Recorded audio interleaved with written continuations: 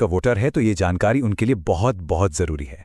चुनाव आयोग ने सिर नाम का एक नया अभियान शुरू किया है जो सीधे तौर पर वोट देने के अधिकार से जुड़ा हुआ है। चलिए इसे जरा समझते हैं। देखिए, ये अभियान 2 फेज में होगा।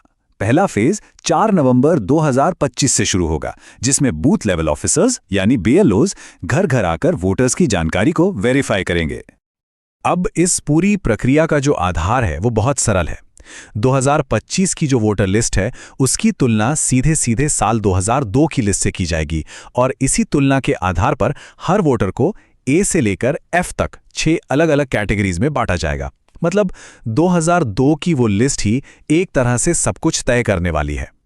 तो सवाल ये उठता है कि किसी को कौन सी कैटेगरी मिलेगी। इसके लिए ना 2 मुख्य चीजें देखी जाएंगी। पहली, वोटर की उम्र, और दूसरी, 2002 की वोटर लिस्ट में उनके परिवार का नाम है या नहीं। ठीक है, तो सबसे पहले ग्रुप को देखते हैं। ये वो लोग हैं जिनकी उम्र 38 साल या उससे ज्यादा है, यानी जिनका जन्म 1 जुलाई 1987 को या उससे पहले हुआ है। अगर उनका नाम 2002 की लिस्ट में मिल जाता है तो उन्हें रखा जाएगा कैटेगरी A में, और अगर नाम नहीं मिलता तो उन्हें डाल दिया जाएगा कैटेगरी B में। एकदम सीधा सा हिसाब है। अच्छा, अब आते हैं दूसरे एज ग्रुप पर। यह है 22 से 38 साल के वोटर्स, जिनका जन्म 2 जुलाई 1987 से 2 दिसंबर 2004 के बीच हुआ है।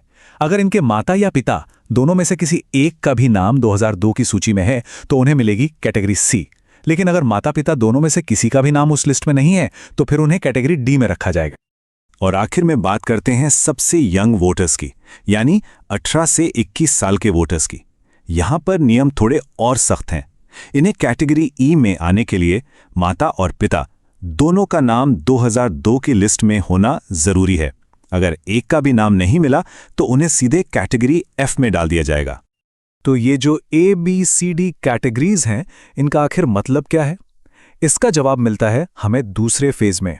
आपकी कैटेगरी ही ये तय करेगी कि आपको अपना वोट देने का अधिकार बनाए रखने के लिए कौन से और कितने डॉक्यूमेंट्स जमा करने पड़ेंगे, और कुछ मामलों में अपना वोट देने का अधिकार बचाने के लिए इतने डॉक्यूमेंट्स तक देने पड़ सकते हैं। चलिए इस टेबल को जरा ध्यान से समझते हैं। अगर कोई कैटेगरी A में है तो बहुत बढ़िया, उन्हें कोई प्रूफ नहीं देना होगा। B, C और E कैटेगरी के लोगों को सिर्फ अपना एक प्रूफ देना होगा। लेकिन कैटेगरी D वालों को अपना और अपने माता या पिता में से किसी एक का यानी कुल 2 प्रूफ देने होंगे। और सबसे ज्यादा कैटेगरी F वालों को अपना और अपने माता पिता दोनों का मतलब कुल 3 प्रूफ पेश करने होंगे। और सबसे जरूरी बात, अगर ये प्रूफ नहीं दिए जा सके तो मतदाता सूची से नाम हटने का पूरा खतरा है। तो अब सबसे बड़ा सवाल, आखिर किया क्या जाए?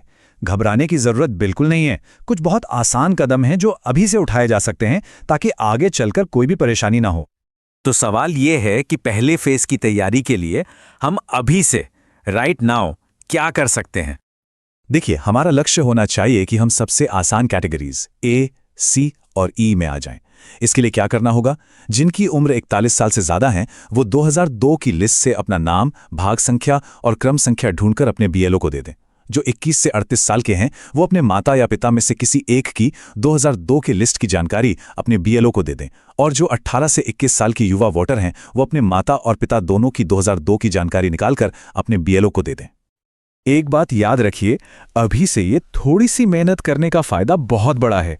जब पहले फेज में BLO वेरिफिकेशन के लिए आएंगे ना, तो उनके लिए आपको A, C या E जैसी आसान कैटेगरी में डालना बहुत सिंपल हो जाएगा और आप भविष्य की बड़ी मुश्किलों से बच जाएंगे।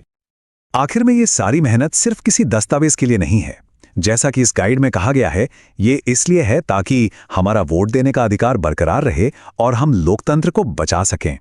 तो जागरूक रहिए, अपनी जानकारी तैयार रखिए और इस जरूरी संदेश को दूसरों तक भी जरूर पहुंचाइए।